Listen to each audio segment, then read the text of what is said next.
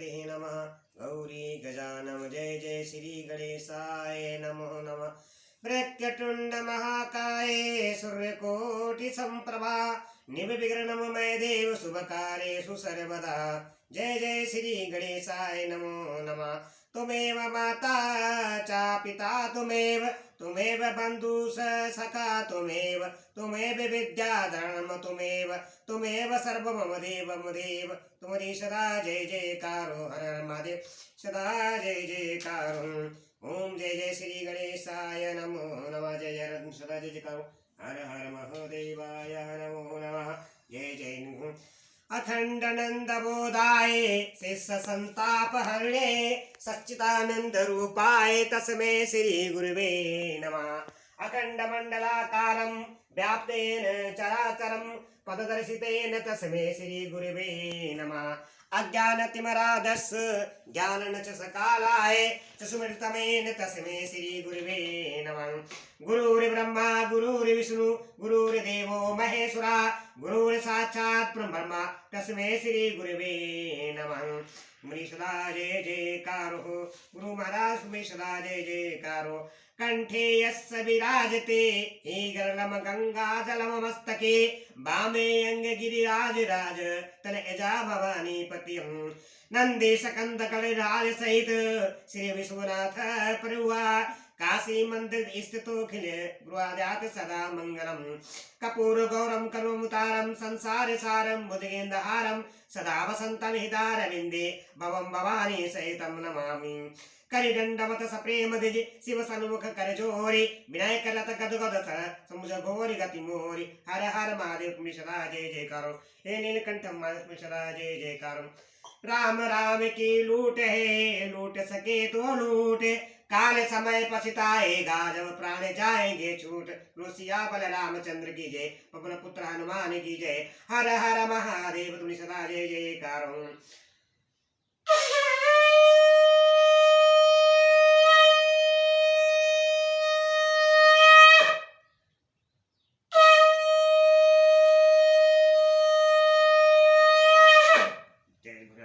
महादेव जय शिव शंभु जय माता गौरा का सदा जय जयकारो।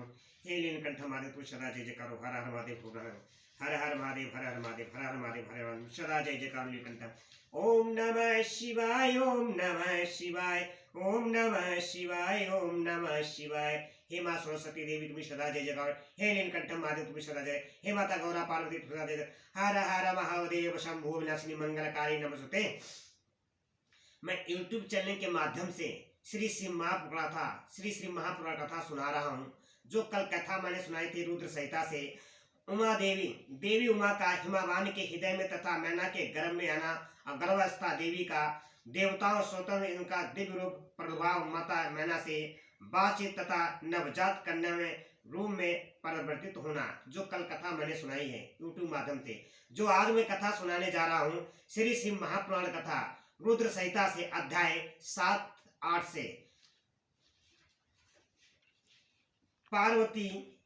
पार्वती का नामकरण विद्याधन नारद का हिमावान के यहाँ जाना पार्वती का हाथ देखकर भावी फल बताना चिंतित हुए हिमावान को आश्वासन दे पार्वती का विवाह शिव जी के साथ करने को कहना और उनके संदेह का निवारण करना। जो इस कथा को सुनेगा लाइक करेगा कमेंट करेगा उसको भगवान सदा से उस पर कृपा बना रखे माता गौरा पार्वती बना रखेंगी और उसके कलियुग के सारे पाप नष्ट हो जाएंगे। घर में सुख समृद्धि शांति धन की प्राप्ति होगी। जय हर हर महादेव सदा जय जयकारो। ब्रह्मा जी कहते हैं कि नारद मैना के सामने महातेजस्विनी कन्या होकर अलौकिक गति का आश्रय ले वह रोने लगी। उसका मनोहर रुदन सुनकर घर की सब स्त्रियां हर्ष से खिल उठी और बड़े वेग से प्रसन्नता पूर्वक वहां आ पहुंची। नील कमल दल के समान श्याम कांति वाले उस परम तेजस्विनी और मनोरम कन्या को देखकर गिरिराज हिमालय अतिशय आनंद में निमग्न हो गए। तदंतर सुंदर मुहूर्त में मुनियों के साथ हिमावान ने अपनी पुत्री के काली आदि सुखदायक नाम रखे। देवी शिवा गिरिराज के भवन में भवन में दिनों दिन बढ़ने लगी। ठीक उसी तरह जैसे वर्षा के समय गंगा जी की जला राशि और शरद ऋतु के शुक्ल पक्ष में चांदनी बढ़ती है। सुशीलता आदि गुणों से संयुक्त तथा और बंधुजनों की प्यारी उस कन्या को कुटुंब के लोग अपने कुल के अनुरूप पार्वती नाम से पुकारने लगे। माता ने कालिका को उमा आई तपस्या मत कर कहकर तप करने से रोका था। मुने इसीलिए वह सुंदर मुख वाली गिरिराज नंदिनी आगे चलकर लोक में उमा के नाम से विख्यात हो गईं। नारद तदंतर जब विद्या के उपदेश का समय आया तब शिवा देवी अपने चित्त को एकाग्र करके बड़ी प्रसन्नता के साथ श्रेष्ठ गुरु से विद्या पढ़ने लगीं। पूर्व जन्म की सारी विद्याएं उन्हें उसी तरह प्राप्त हो गईं जैसे शरत काल में हंसों की बात अपने आप सुर गंगा के तट पर पहुंच जाती है और रात्रि में अपना प्रकाश स्वतः महो सदियों को प्राप्त हो जाता है। मुने इस प्रकार मैंने शिवा की किसी एक लीला का ही वर्णन किया है। अब अन्य लीलाओं का वर्णन करूंगा, सुनो।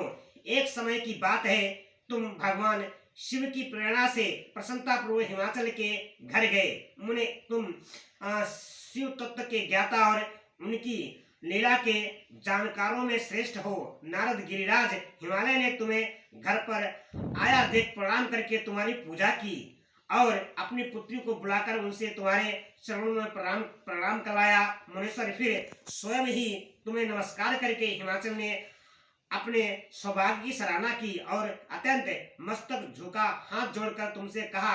हिमालय बोले कि हे मुने नारद, ब्रह्मपुत्रों में श्रेष्ठ ज्ञानवान प्रभु आप सर्वज्ञ हैं और कृपा पूर्वक दूसरों के उपकार में लगे रहते हैं। मेरी पुत्री की जन्म कुंडली में जो गुण दोष हो उसे बताएं। मेरी बेटी किसकी सौभाग्यवती प्रिया पत्नी होगी। ब्रह्मा जी कहते हैं कि मुनि श्रेष्ठ, तुम बातचीत में कुशल और कौतुकी तो हो ही। गिरिराज हिमालय के ऐसा कहने पर तुमने कालिका का हाथ देखकर और उसके संपूर्ण अंगों का विशेष रूप से दृष्टिपात करके हिमालय से इस प्रकार कहना आरंभ किया। नारद बोले, शैलराज और मैना, आपकी यह पुत्री चंद्रमा की आदि कला के समान बड़ी है और समस्त शुभ लक्षण इसके अंगों की शोभा बढ़ाते हैं। यह अपने पति के लिए अत्यंत सुखदायिनी होगी और माता पिता की भी कीर्ति बढ़ाएगी। संसार की समस्त नारियों में यह परम सदमी और स्वजनों को सदा महान आनंद देने वाली होगी। गिरिराज, तुम्हारी पुत्री के हाथ में सब उत्तम लक्षण ही विद्यमान है। केवल एक रेखा विलक्षण है, उसका यथार्थ फल सुनो। इसे ऐसा पति प्राप्त होगा जो योगी, नंग धड़ंग रहने वाला, निर्गुण और निष्काम होगा। उसके ना माँ होगी ना बाप, उसे मान सम्मान का भी कोई ख्याल नहीं रहेगा और वह सदा अमंगल भेष धारण करेगा। ब्रह्मा जी कहते हैं कि नारद, तुम्हारी इस बात को सुन और सत्य मानकर मैना तथा हिमाचल दोनों पति पत्नी बहुत दुखित हुए। परंतु जगदम्बा शिवा तुम्हारे ऐसे वचनों को सुनकर और लक्षणों द्वारा उस भावी पति को शिव मानकर मन ही मन हर्ष से खिल उठी। नारद जी की बात कभी झूठ नहीं हो सकती। यह सोचकर शिवा भगवान शिव के युगल चरणों में संपूर्ण हृदय से अत्यंत स्नेह करने लगी। नारद उस समय मन ही मन दुखी हो हिमा माँ ने तुमसे कहा, मुझे उस रेखा का फल सुनकर मुझे बड़ा दुख हुआ है। मैं अपनी पुत्री को उससे बचाने के लिए क्या उपाय करूं? मुने तुम महान कौतुक करने वाले और वार्तालाप विशारद हो। हिमावान की बात सुनकर आपने मंगलकारी वचनों द्वारा उनका हर्ष बढ़ाते हुए तुमने इस प्रकार कहा। नारद बोले, गिरिराज, तुम इसलिए पूर्वक सुनो, मेरी बात सच्ची है, यह झूठ वह झूठ नहीं होगी। हाथ की रेखा ब्रह्मा जी की लिपि है, निश्चय ही यह मिथ्या नहीं हो सकती। अतः शैल परवर इस कन्या को वैसा ही पति मिलेगा, इसमें संशय नहीं है। परंतु इस रेखा के कुफल से बचने के लिए एक उपाय भी है। उसे प्रेम पूर्वक सुनो, उसे करने से तुम्हें सुख मिलेगा। मैंने जैसे वर का निरूपण किया है, किया वैसा ही भगवान शंकर हैं। वे सर्व समर्थ हैं और लीला के लिए अनेक रूप धारण करते रहते हैं। उनमें समस्त कुलक्षण सद्गुणों के समान हो जाएंगे। समर्थ पुरुष में कोई दोष भी हो तो वह उसे दुख नहीं देता, असमर्थ के लिए ही वह दुखदायक होता है। इस विषय में सूर्य, अग्नि और गंगा का दृष्टांत सामने रखना चाहिए। इसीलिए तुम विवेक पूर्वक अपनी कन्या शिवा को भगवान शिव के हाथ में सौंप दो। भगवान शिव हर सबके ईश्वर, सभ्य और निरंकार, समर्थशाली और अविनाशी हैं। वे जल्दी ही प्रसन्न हो जाते हैं, अतः शिवा को ग्रहण कर लेंगे, इसमें संशय नहीं है। विशेषता वे तपस्या से बस में हो जाते हैं। यदि शिवा तप करे तो सब काम ठीक हो जाएगा। सर्वेश्वर शिव सब प्रकार से समर्थ हैं। वे इंद्र के व्रज का भी विनाश कर सकते हैं। ब्रह्मा जी उनके अधीन है तथा वे सबको सुख देने वाले हैं। पार्वती भगवान शंकर की प्यारी पत्नी होंगी। वह सदा रुद्रदेव के अनुकूल रहेंगी, क्योंकि वह महासद्वी और उत्तम व्रत का पालन करने वाली हैं तथा माता पिता के सुख को बढ़ाने वाली हैं। यह तपस्या करके भगवान शिव के मन को अपने बस में कर लेंगी और वे भगवान भी इसके सिवा किसी दूसरी स्त्री से विवाह नहीं करेंगे। इन दोनों का प्रेम एक दूसरे के अनुरूप है। वैसा उच्च कोटि का प्रेम ना तो किसी का हुआ है, ना इस समय है और ना आगे होगा।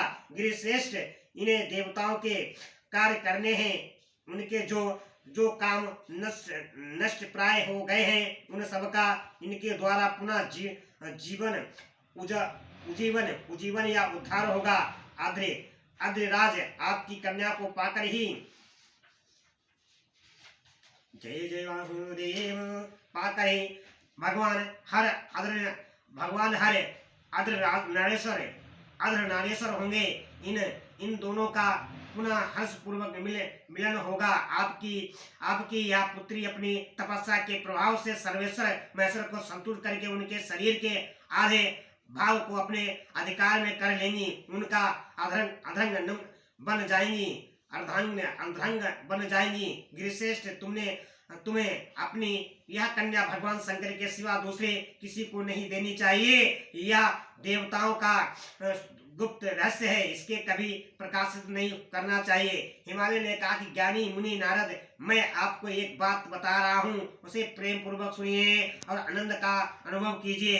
सुना जाता है महादेव जी सब प्रकार की आसक्तियों का त्याग करके अपने मन को संशय में रखते हुए नित्य तपस्या करते हैं। देवताओं की भी दृष्टि में नहीं आते। देवेश्वरे ध्यान मग्न में स्थित हुए वे भगवान शंभु परम ब्रह्मा में लगाए हुए अपने मन को कैसे हटाएंगे, ध्यान छोड़कर विवाह करने को कैसे उदित होंगे, इस विषय में मुझे महान संदेह है। दीपक की लौ समान प्रकाशमान अविनाशी प्रकृति से परे निरंकार निर्गुण सगुण निर्विशेष और त्रिय जो परम ब्रह्मा है, वही उनका अपना सदाशिव नामक स्वरूप है। अतः वे उसी का समस्त सत्कार करते हैं। किसी ब्रह्मा और अनात्मा वस्तु पर दृष्टि नहीं डालते।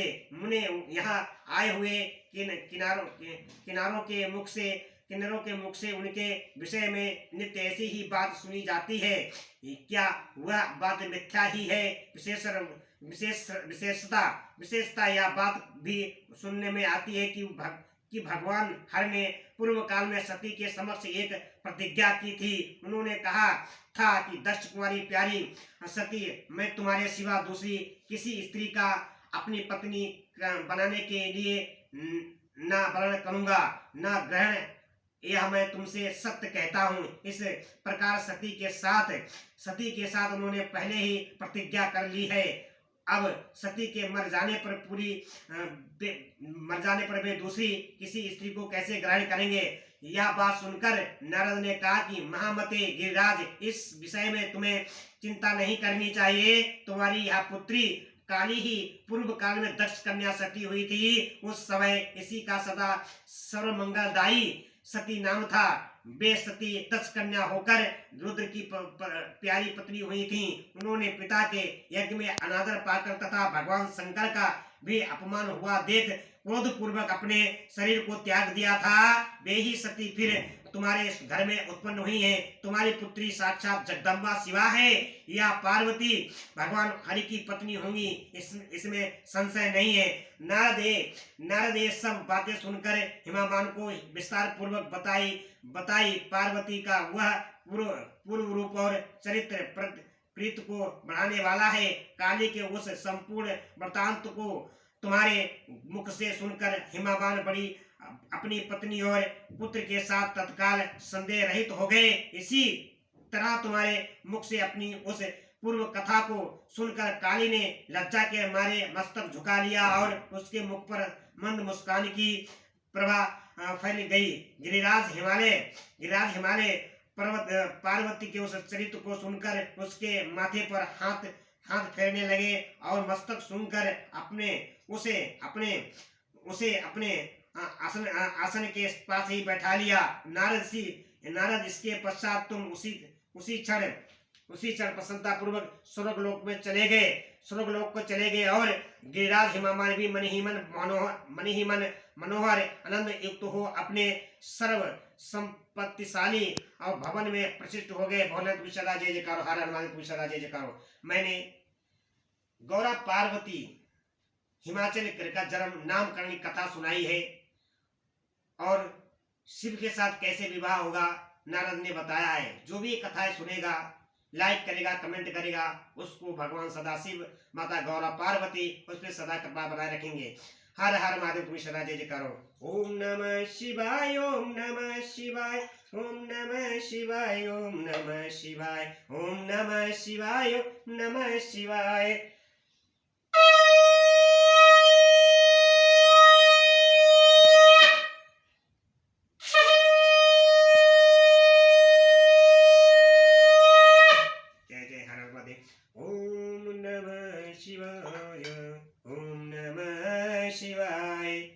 मैंने YouTube चैनल के माध्यम से श्री शिव महापुर कथा आरंभ की है।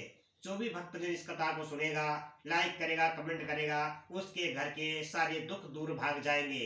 बोलो हर हर महादेव, बोलो जय सीताराम, जय सीताराम, जय सीताराम, जय सीताराम, हर हर महादेव, तुम्हारी सदा जय जयकार हो।